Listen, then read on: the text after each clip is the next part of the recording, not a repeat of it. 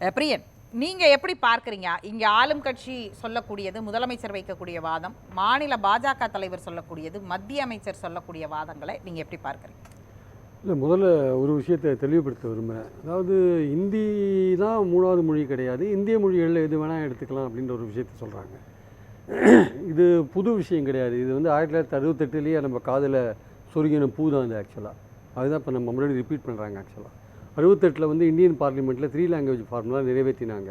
அதன்படி என்ன சொன்னாங்கன்னா, சவுத் இந்தியாவில் இருக்கிற ஸ்டேட்ஸ்லாம் வந்து local language, regional language English, Hindi கற்றுக்கணும். நார்த் இந்தியாவில் வந்து இருக்கிறவங்க English, Hindi, south Indian language ஒன்று கற்றுக்கணும் அப்படின்றது தான் அந்த சட்டத்தோட பார்லிமெண்ட்டில் நிறைவேற்றின சட்டத்தோட அடிப்படை. அதை ஒரு சாக்காக வச்சுட்டு என்ன பண்ணிட்டானுங்க, நம்ம 2 லாங்குவேஜ் ஃபார்முலா நம்ம பண்ணதுனால தமிழ்நாட்டில் அதை கொண்டு வர முடியல. கேரளா, கர்நாடகா, ஆந்திராவில் வந்து ஹிந்தியை சக்ஸஸ்ஃபுல்லாக இம்ப்ளிமெண்ட் பண்ணிட்டானுங்க. அங்கெல்லாம் இப்போ வந்து ஏன் எதிர்ப்பு வரலைன்னா, அங்கெல்லாம் 68 ஹிந்தி போயிட்டுருக்கு. இந்த சட்டப்படி தமிழ்நாடு மட்டுமே இதில் விதிவிலக்கா 68 வந்து 2 லாங்குவேஜ் ஃபார்முலா கொண்டு வந்துருக்கு. ஸோ ஏமாற்றி என்ன பண்ணிட்டானுங்க, அந்த சமயத்தில் அது மாதிரி பண்ணி எந்த சவுத் இந்தியன் ஸ்டேட்ஸும் எதிர்க்காத அளவுக்கு அவங்க கொண்டு வந்துட்டானுங்க இந்தியை. இங்கே ஆந்திரா போங்க, கேரளா போங்க, எல்லா இடத்துலையும் வந்து ஸ்கூல்ஸில் ஹிந்தி இருக்கும். அது எப்படி தான் கொண்டு வந்தானுங்க, இந்த மாதிரி ஏமாற்றி தான் கொண்டு வந்தானுங்க.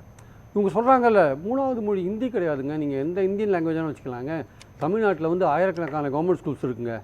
ஒவ்வொரு ஸ்கூல்லையும் ஒவ்வொரு கிளாஸ்லேயும் நான் வந்து மலையாளம் மொழி 2 பேர் சொல்கிறான், நான் தெலுங்கு மொழி கற்றுக்கிறேன்றான் 10 பேர்.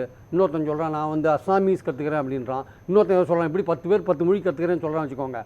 ப்ராக்டிக்கலாக சிந்திச்சு பாருங்கள், ஏதாவது சான்ஸ் இருக்கா? டீச்சர்கள் போடுவாங்களா? அதுக்கெலாம் டீச்சர் போடுவாங்களா? அப்போ என்ன வரும், அல்டிமேட்டாக ஹிந்தி அதுதான் கொண்டு வருவாங்க. மூணாவதாக ஹிந்தி, இன்டைரக்டாக ஹிந்தி அங்கே கொண்டு வருவாங்க. ஏன்னா இவங்க பாலிசி அப்படி. காங்கிரஸும் பாஜகவும் ஹிந்தி இம்ப்ளிமெண்ட் பண்ணுறதுல ஒரே மாதிரி தான் ரெண்டும். 68 யார் கொண்டு வந்தது? காங்கிரஸ் தானே கொண்டு வந்தாங்க. இப்போது இவங்களுடைய அடிப்படை விஷயம் என்னென்னா, சரவணன் சொன்ன மாதிரி தான், ஆங்கிலத்தேடு ஹிந்தி அங்கே வைன்னு சொன்னார் பார்த்தீங்களா, அதான் கோல்வார்க்கல் சொல்லிட்டு போயிருக்கார். அதில் தான் இவங்க போயிட்டுருக்காங்க. ஹிந்தியை எடு, அங்கே சமஸ்கிருதத்தை வை, அதுக்கு அடுத்தபடி அது ஆக்சுவலாக அதுதான் அவங்களுடைய நெக்ஸ்ட் படியாக இருக்க முடியும். ஏன்னா சமஸ்கிருதத்தை இன்றைக்கி ஆதரித்து சபாநாயகரே பேசுகிறார் லோக்சபாவில். அது 22 லாங்குவேஜில் ஒன்றா இருக்குது, அதுக்கு ஏன் அவ்வளோ செலவழிக்கூடாதெல்லாம் கேட்குறாரு. ஸோ சமஸ்கிருதம் யாருமே இந்தியாவில் 72,000 பேர் பேசுகிற சமஸ்கிருதத்துக்கு இம்பார்ட்டன்ட் கொடுக்குறாங்க. கொடுத்துட்டு போட்டோம், அது ஒரு விஷயம் இருக்கட்டும். ஸோ அதனால் அவங்களுடைய நோக்கம் என்னவோ ஹிந்தி இம்ப்ளிமெண்ட் பண்ணுறது தான். ரெண்டாவது, ஹிந்தி படிக்க வேண்டிய அவசியம் என்ன வந்தது? இங்கே ஹிந்தி இருந்ததை விட 68 இருந்ததை விட 70 இருந்ததை விட 80 இருந்ததை விட விஞ்ஞானமும் இந்த கணினி விஷயங்களும் இம்ப்ரூவ் ஆக ஆக நமக்கு ஆங்கிலத்தோட தேவை தான் அதிகமாக இருக்குது. ஹிந்தியோட தேவை குறைஞ்சிட்டே போயிட்டுருக்கு. எதுக்காக நம்ம ஹிந்தி படிக்கணும்?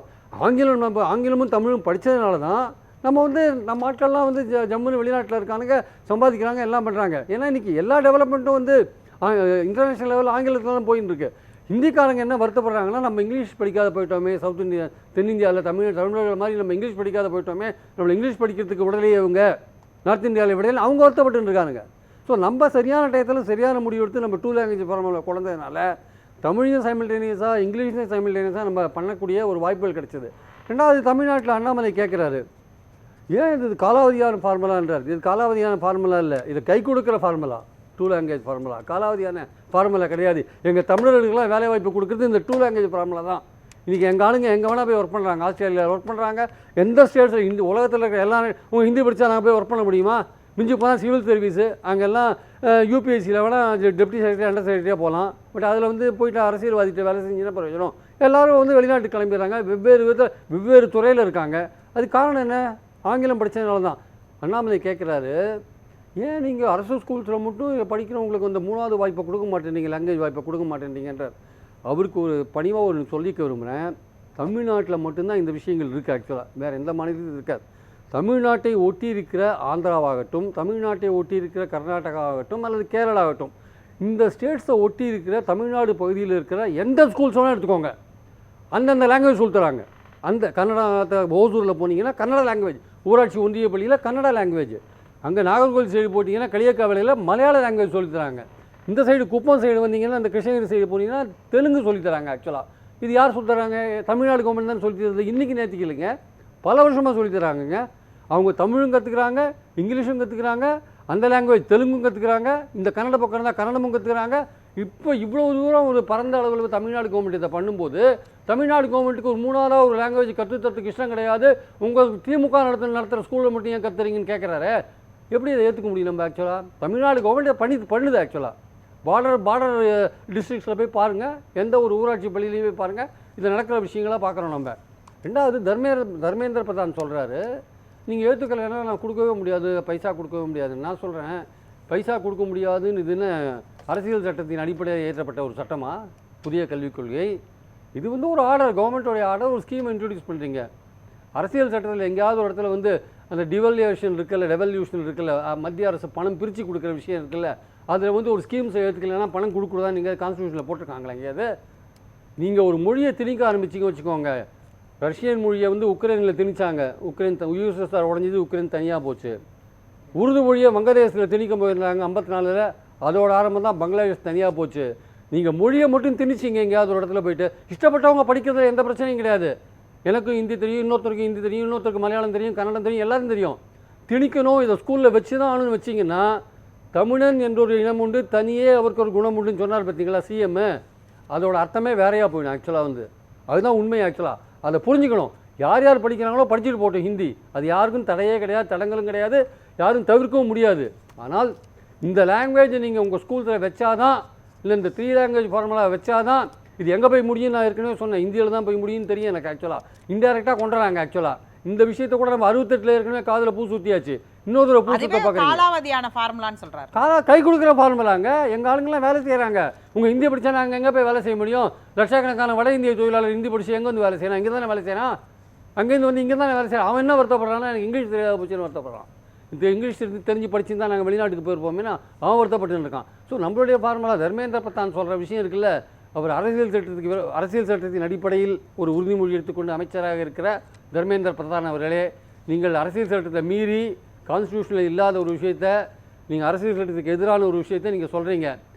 ஒரு திட்டத்துக்கு நிதி கொடுக்க முடியாதுன்னு சொல்கிறீங்க. அந்த திட்டத்துக்கு நிதி கொடுக்க முடியாதுன்னு சொல்கிறதுக்கு உங்களுக்கு உரிமை கிடையாது. எங்ககிட்டேருந்து ₹1 கலெக்ட் பண்ணால் நீங்கள் 26 பைசா தான் எங்களுக்கு கொடுக்குறீங்க.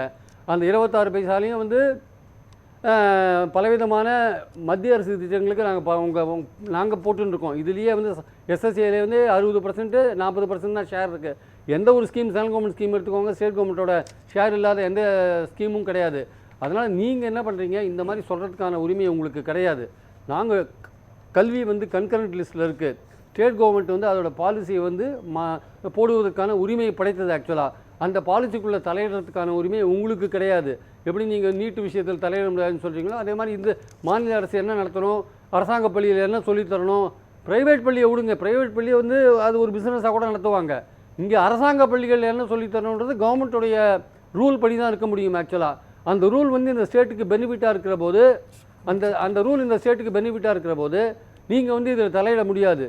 கல்வியில் வந்து ஒரு சிலபஸ் வகுக்கிறதோ அல்லது அதற்கான சட்டங்களை போடுவதோ ஸ்டேட் கவர்மெண்ட்டும் சம்மந்தப்பட்ட ஒரு விஷயம், அதுக்கு உரிமை இருக்கிற ஒரு விஷயம்.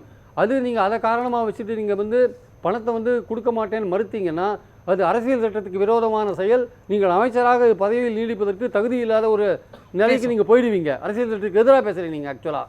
அது நீங்கள் பண்ணக்கூடாது என்பது என்னுடைய கருத்து. அதனால் தமிழ்நாட்டுடைய உணர்வுகளை மதித்து நீங்கள் உடனடியாக பணத்தை ரிலீஸ் பண்ண வேண்டிய அவசியம் இருக்குது என்பது என்னுடைய கருத்து. பேசலாம்.